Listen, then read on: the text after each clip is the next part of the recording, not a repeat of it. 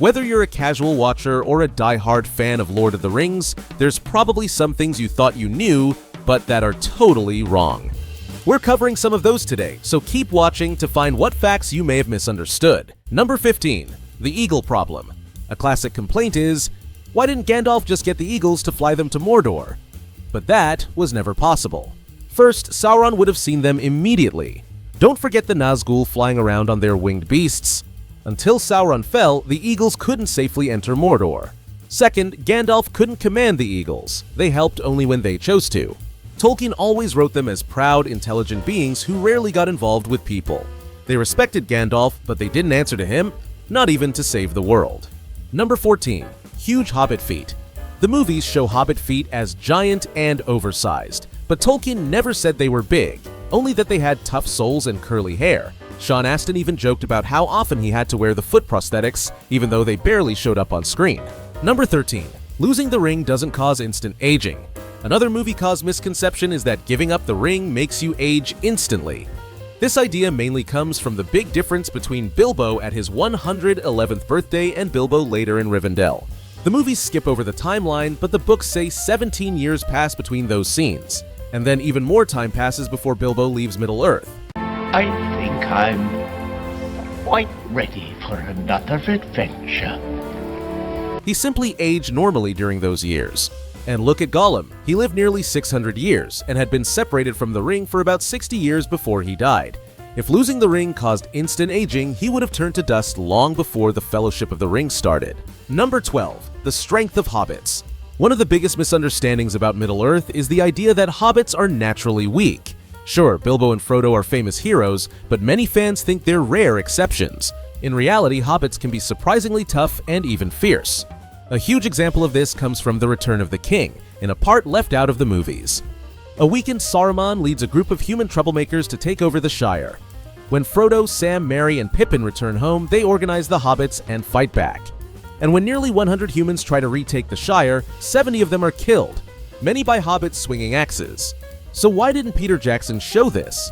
Probably because Return of the King already had plenty of endings, and adding another one would have pushed it too far. So the Hobbits got a simpler, happier wrap-up. Number 11. Sam is not just comedy relief. Many casual watchers think of Samwise as nothing more than jokes and memes. Stupid fat Hobbit. Potatoes. Boil them, mash them, stick them in a stew. But Sam might actually be the greatest hero of the entire story. When Sam believes Frodo has been killed by Shelob, he doesn't panic or give up. Instead, he takes the ring and decides to continue the quest on his own. This is a huge moment because Sam knows exactly what that means. He's walking straight into Mordor alone, with almost no chance of surviving. Just as important is what happens next. After Sam rescues Frodo, he gives the ring back without hesitation. Almost no one in the entire story is able to do that willingly.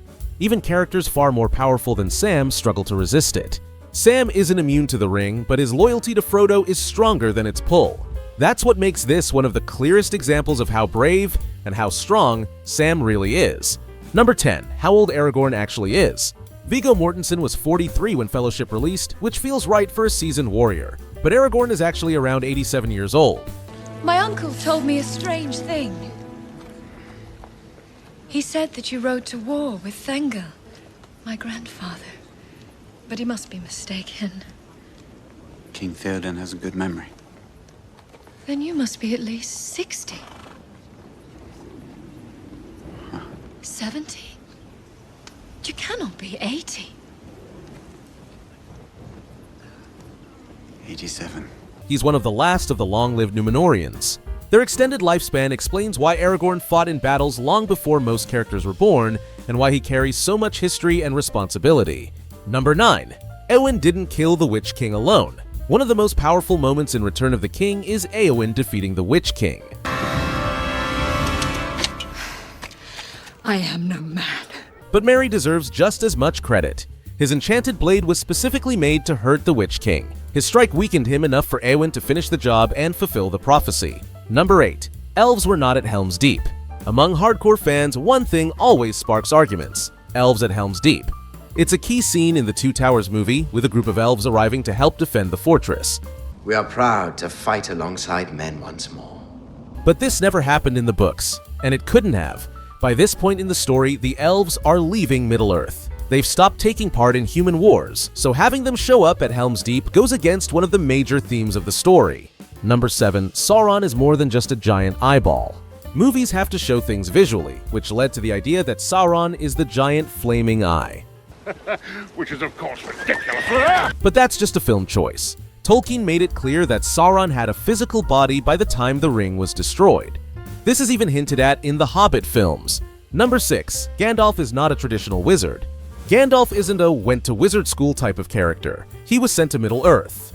Do not take me for some conjurer of cheap tricks. The Valar, the powerful beings of this world, sent Gandalf, Saruman, Radagast, and 2 others to guide and protect the people of Middle-earth. This explains his knowledge, his long life, and even his return after battling the Balrog. Number 5. Denethor wasn't just evil. In the movies, Denethor looks like a cruel, unstable ruler. But the books reveal something different. He was slowly driven mad by a Palantir, the same device that corrupted Saruman and tempted Pippin. He wasn't trying to hurt anyone. He was a tragic leader who broke under the pressure of trying to save his people. Boromir was loyal to me, not some wizard's pupil. Number 4. Gondor didn't stand alone. The movies focus on Gondor's big battles, but the rest of Middle-earth was fighting too. Lorien was attacked 3 times. The Wood Elves battled orcs in their forests. Dale was overwhelmed, and both the human and dwarven kings were killed before their forces pushed the enemy back. The war was happening everywhere, not just at Minas Tirith. Number 3. The elves are not blonde with pointy ears. Movies and fantasy art often show elves with blonde hair and pointy ears. But Tolkien never actually stated that elves have pointed ears. He also wrote that many elves had dark hair, including Elrond and Arwen. Legolas' hair color is actually never described. Only Thranduil is confirmed as blonde. Number 2. Boromir wasn't actually a traitor. Boromir is often remembered for trying to take the ring, but he was one of the strongest and most noble members of the Fellowship. He was flawed, not evil. Extended scenes show him comforting Frodo and acting as a supportive leader. Like his father, he wasn't bad, just desperate and afraid for his people. Number 1. Faramir does not share his brother's ring temptation. Some fans were disappointed in the movie version of Faramir because he seemed tempted by the ring, but the book version is completely different.